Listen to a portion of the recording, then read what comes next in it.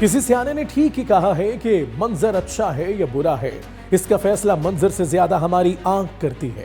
آنکھ سے مراد دیکھنے کا زاویہ بھی ہے، اس میں آنکھ کا ذہنی اور جسمانی زاویہ دونوں شامل ہیں۔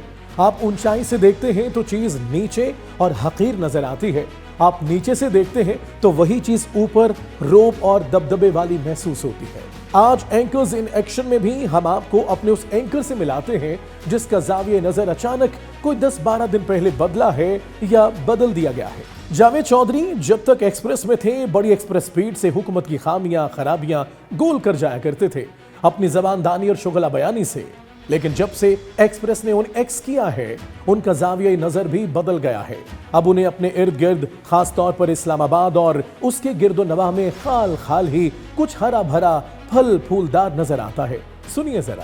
3 رکنی بینچ تھا اور انہوں نے حسینہ واجد کو سزائے موت سنا دی۔ حسینہ واجد یہ ذہن میں رکھیے گا کہ تاحیات پرائم منسٹر بننا چاہتی تھی بنگلہ دیش کی، اور انہوں نے مکمل طور پر سسٹم کو اپنے کنٹرول میں رکھا ہوا تھا۔ 15-16 سال انہوں نے مسلسل حکومت کی، 2/3 میجارٹی سے زیادہ یہ میجارٹی لے جاتی تھی اور انہوں نے اپوزیشن کو ہلنے نہیں دیا وہاں پہ۔ اور اس کے ساتھ ساتھ افواج جو بنگلہ دیش کی ہے اس کے اوپر ان کا مکمل کنٹرول تھا، پولیس کے اندر مکمل کنٹرول تھا۔ لیکن پھر ایک وقت آیا کہ ایک رات کے اندر ہر چیز بدل گئی اور حسینہ واجد کو اپنی فیملی سمیت وہاں سے بھاگنا پڑ گیا، بلکہ اپنی کیبنٹ کے لوگوں کو لے کے بھاگنا پڑ گیا کہ آپ کچھ بھی پلان کر لیں، آپ جتنے بھی بڑے ترم خان ہو، آپ یہ فیصلہ کر لیں کہ آپ کی حکومت جو اگلے 100 سال تک چلے گی، تو 100 سال تک نہیں چلتی ہوتی، کوئی ایک انسیڈنٹ ہوتا ہے، کوئی ایک واقعہ ہوتا ہے، اور اس کے بعد جو تاحیات امیونٹیز ہوتی ہیں وہ ساری کی ساری ختم ہو جاتی ہے۔ تو میرا خیال یہ ہے کہ آصف علی زرداری صاحب کو اس سے سیکھنا چاہیے اور میاں شہباز شریف صاحب کو بھی اس سے سیکھنا چاہیے، اور یہ جو فیصلہ ہے اسے عمران خان صاحب تک ضرور پہنچانا چاہیے کہ جب وقت بدلتا ہے تو اس طرح چیزیں تبدیل ہو جاتی ہیں۔ جاوید چودھری صاحب، سب سے پہلے تو ہم ایکسپریس ٹی وی کا شکریہ ادا کرتے ہیں کہ انہوں نے آپ سے راہیں جدا کر کے آپ کو دوبارہ سے معتدل انداز میں سوچنے، سمجھنے اور بات کرنے کا موقع دیا ہے۔ جاوید چودھری صاحب، آپ نے حیات اور تاحیات کی بات کی ہے تو پہلے آپ کو اتباف ابرق کا ایک شعر سناتے ہیں۔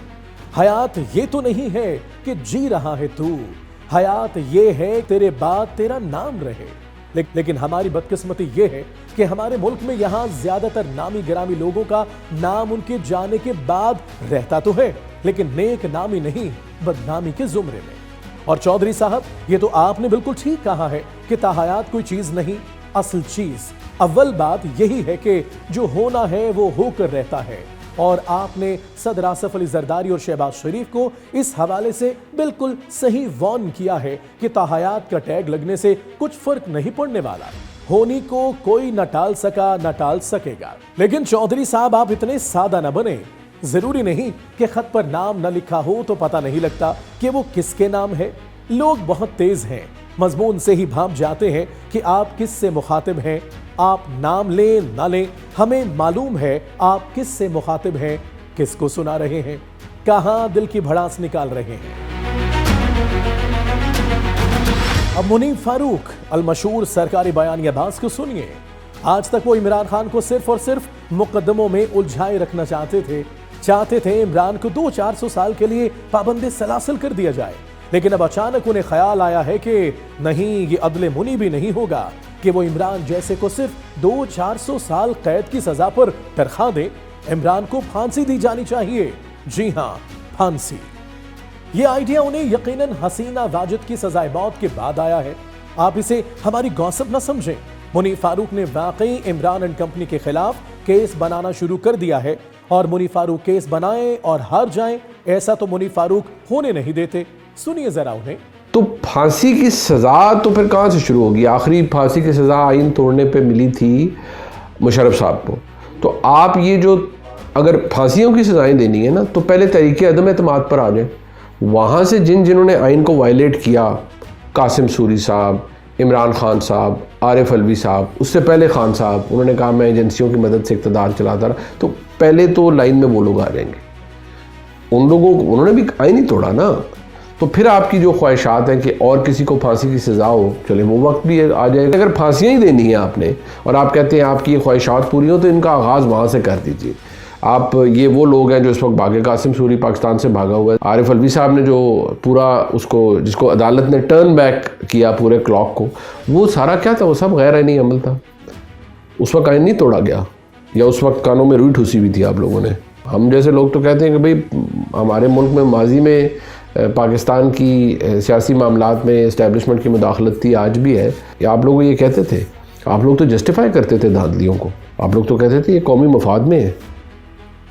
منیب صاحب, کبھی کبھی لگتا ہے لوگوں نے آپ کے طرح طرح کے نام ٹھیک ہی رکھے ہوئے ہیں.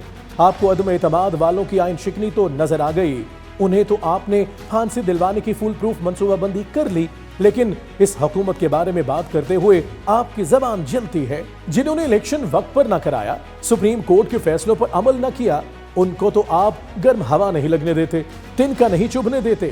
چلے انہیں چھوڑیں, آپ کو بیچ میں اچانک مشرف یاد آ گیا.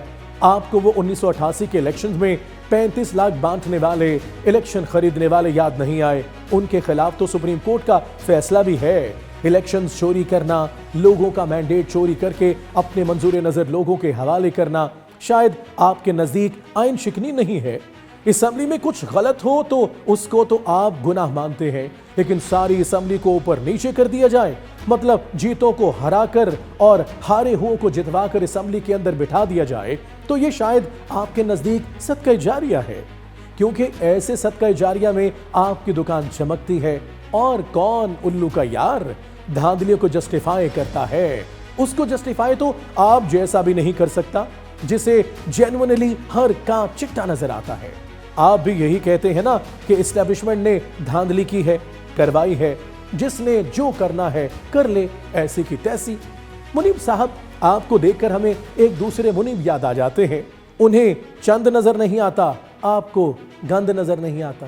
Talk is live, like share subscribe کیجئے, کیونکہ سچ وہی جو ہم بولیں. Talk is live.